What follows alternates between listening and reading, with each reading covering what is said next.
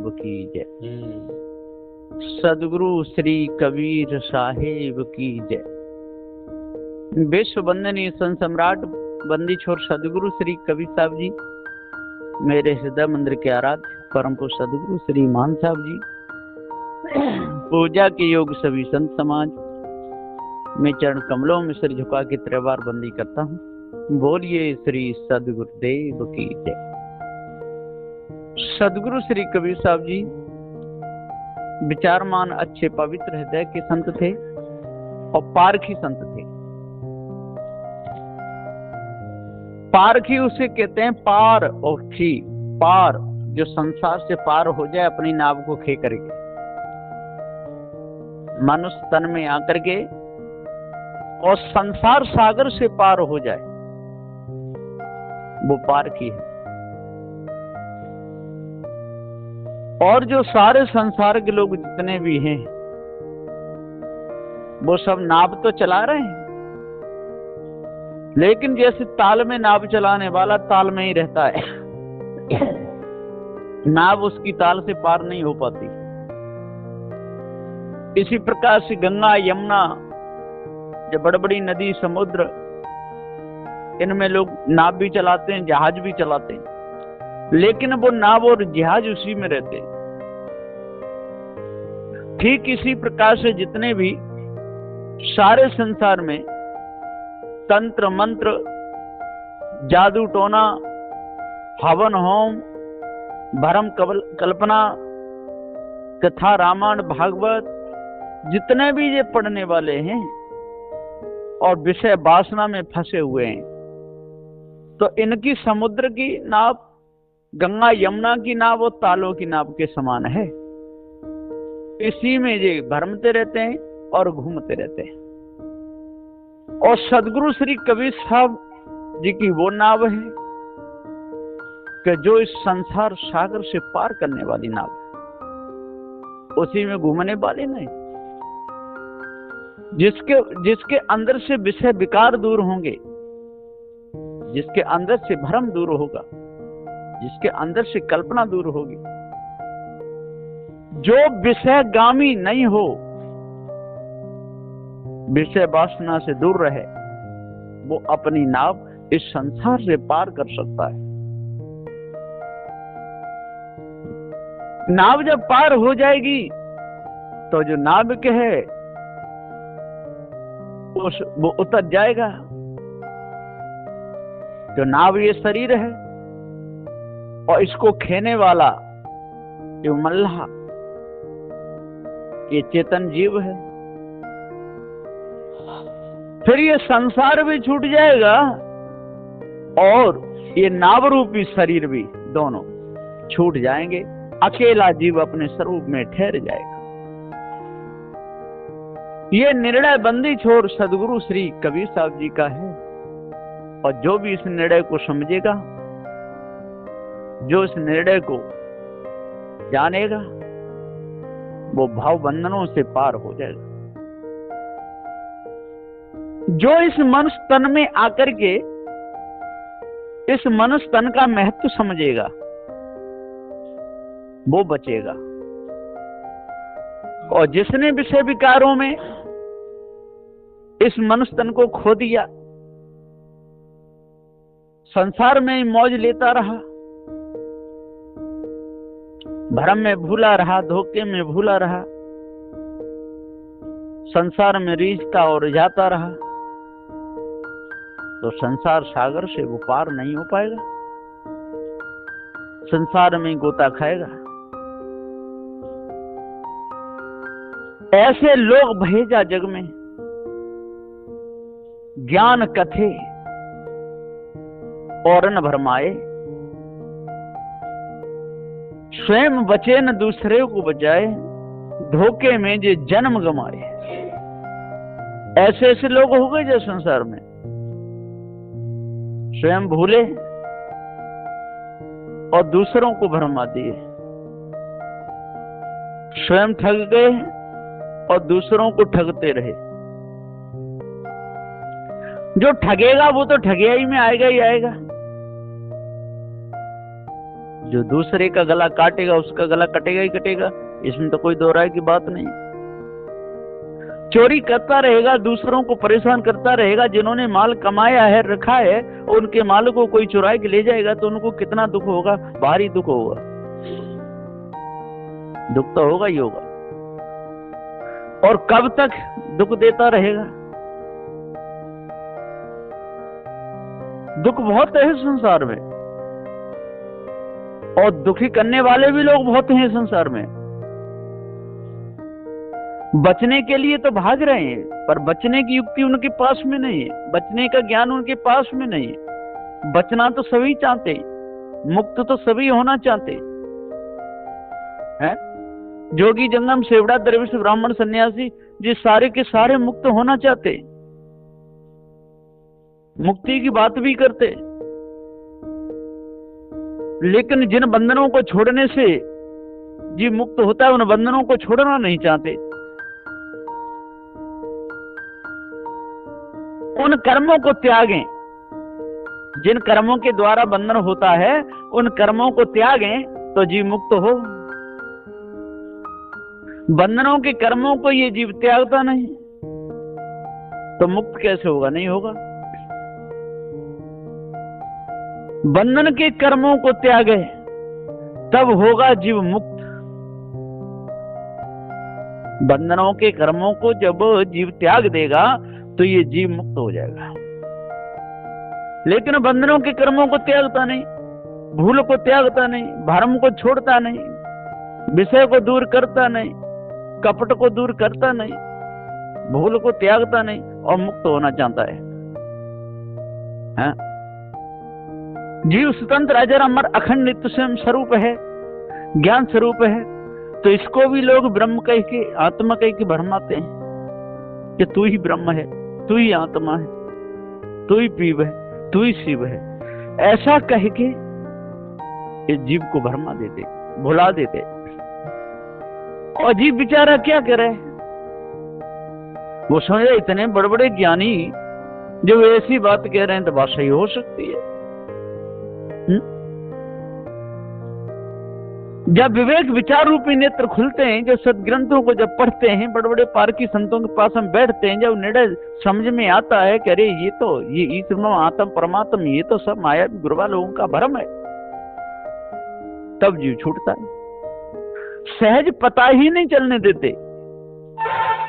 जीव सिद्धांत को और आत्म सिद्धांत को एक ही बता देते हैं कि आत्म सिद्धांत और जीव सिद्धांत एक ही है, जीव ही आत्मा है। ऐसे कह के बहुत बड़ा धोखा देते हैं। अब बताओ, अज्ञानी जो जीव हैं, जिन्होंने संसार नया नया छोड़ रहे हैं, लेने में लगे हुए हैं, मुक्ति मार्ग में आए हैं, अब बताओ उनका उद्धार कल्याण कैसे होगा?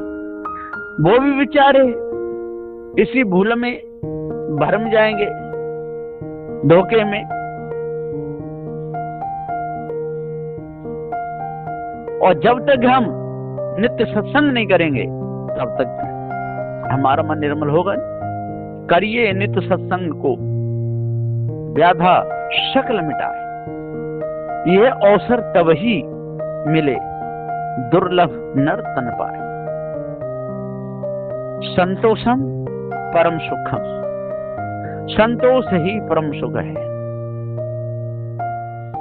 संतोषम परम सुखम। तो सदगुरु श्री कबीर साहब जी पुकार के समझाते हुए कहते हैं कि अपने आप को जाना नहीं, धोखे में मूल गमाता है, खोजत डोले पानी पत्थर में, वहां सत्य नहीं पाता है, जड़ चेतन मिश्रित बताकर अपना जन्म गमाता है। भूल में जड़ चेतन को एक ही मान लेता है, जड़ चेतन में अंतर ही नहीं मानता है। चाहे चेतन पूजा करो और चाहे जड़ की पूजा करो, दोनों बराबर है। चाहे पत्थर की पूजा करो चाहे किसी करो। तो सारे संसार में लोगों ने मैं तो जड़ पूजा को ज्यादा दिया है। और दिया क्यों है क्या वहां पर ज्यादा परेशानी नहीं है? वो पत्थर की मूर्ति न टट्टी करेगी, न पेशाब करेगी, न बदबू आएगी, न कपड़े धोने पड़ेंगे, न रात में न दिन में। इसलिए इन्होंने महत्व दिया है आलसी लोगों ने। जो पत्थर पूजा है, जो देवी देवता जो नकली माने इनकी पूजा हो रही है, जो आलसी लोगों की पूजा है। जो पुरुषार्थी हैं, जो सत्यवादी हैं, जिनको निस्वरूप का ज्ञान है, वो तो चेतन पूजा में मन लगाएंगे, है ना। ये पानी पत्र की पूजा में क्यों अपना मन लगाएंगे? समय बर्बाद क्यों करेंगे? क्योंकि सारे संसार के लोग समय बर्बाद में ही समय गंवाते हैं, धोखे में गंवा रहे।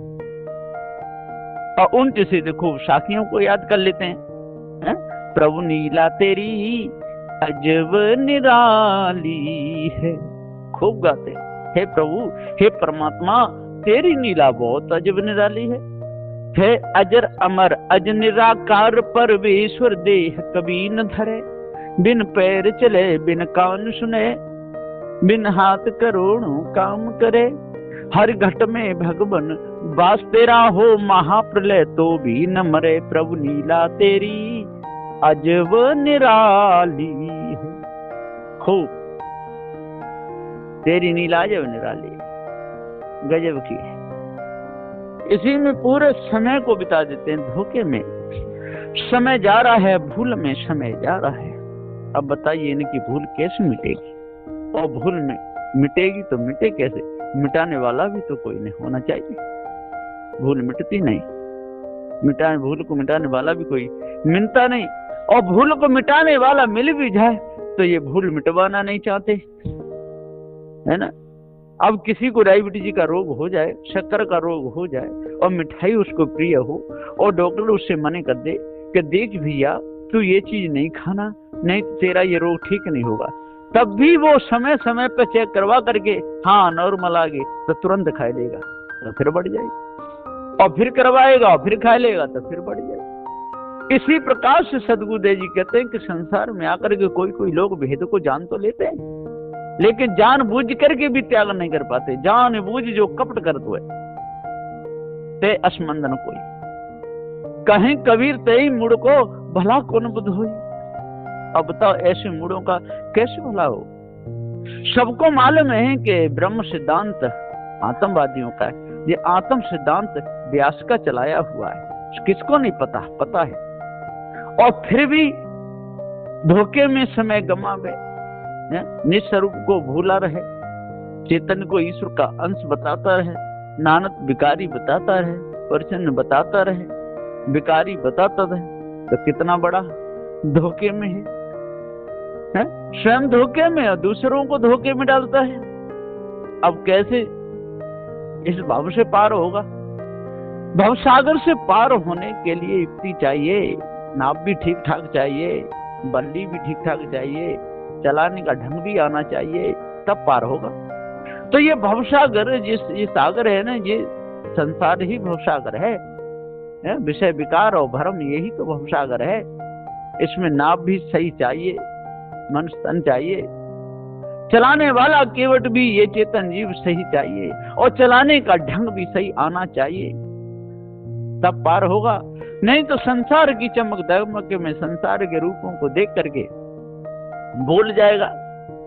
जहां जहां जाएगा हंसने वाले लोग मिलेंगे, है ना, बहुत सुंदर चेहरे वाले भी मिलेंगे, है ना, खिला पिला करके रिझाने वाले भी मिलेंगे, हाथ पकड़ के अपने पास बैठाने वाले भी मिलेंगे, और समय आने पर विषय विकारों में फंसाने वाले भी मिलेंगे। जो इतनी झपट से बच जाए वो अपने जीवन को सही रख सकता है, और जो कहीं झपट में आ गया, जो पक्षी बाजे की झपट में आया, तो कहां बचेगा? नहीं बचेगा। इसी प्रकार से जो मनुष्य तन में आकर के अपने स्वरूप को भूल गया और अपने से भिन्न किसी आत्म परमात्मा के चक्कर में फंसा, तो बड़े बड़े बाज बने हुए मनुष्यों के लिए मनुष्य ही बैठे हुए, है ना। पक्षी के लिए पक्षी ही काल है, इसी प्रकार से मनुष्य के लिए मनुष्य ही काल है। जो मनुष्य खाने में आ गया और वही भरमा रहा है, वही भूला हुआ है। मनुष्य खाने में आकर के जी भूलता है और मनुष्य खाने में आकर के भुलाता है, और यहाँ पर आकर के भूलना भुलाना मिट जाए, अपने स्वरूप को जान ले, तो सारा फंदा कट जाए, है? आज ही फंदा कट जाएगा। ले अपने आप को जान, है? और जो भी सदगुरु कहे तेरे को और ले सांची कर ले मान, आज ही फंदा कट जाएगा। सदगुरु श्री कबीर साहब जी का जो निर्णय है, आज ही यदि समझ गया तो फंदा आज ही कट जाएगा। फंदा कोई है नहीं, फंदा तेरा ही बनाया हुआ है। तो अपने ही बनाए हुए फंदों में फंसा हुआ है, दूसरा और कोई तेरे को फंदा में डालने वाला है नहीं। लेकिन सारे संसार के लोग फंदे में पड़े हुए हैं। आज मेरे पास भी इतने फोन आते हैं लोगों के, साधु संतों के भी, कि बिल्कुल सत्य कहते हो, बिल्कुल सत्य कहते हो, हाँ आत्मा अपना सिद्धांत नहीं। अब मैं उनका प्रवचन सुनता हूँ तो उस प्रवचन में एक भी बार नहीं कहते कि जी आत्म सिद्धांत अपना नहीं है, आत्म सिद्धांत धोखा है, मिथ्या है, ये नहीं कहते।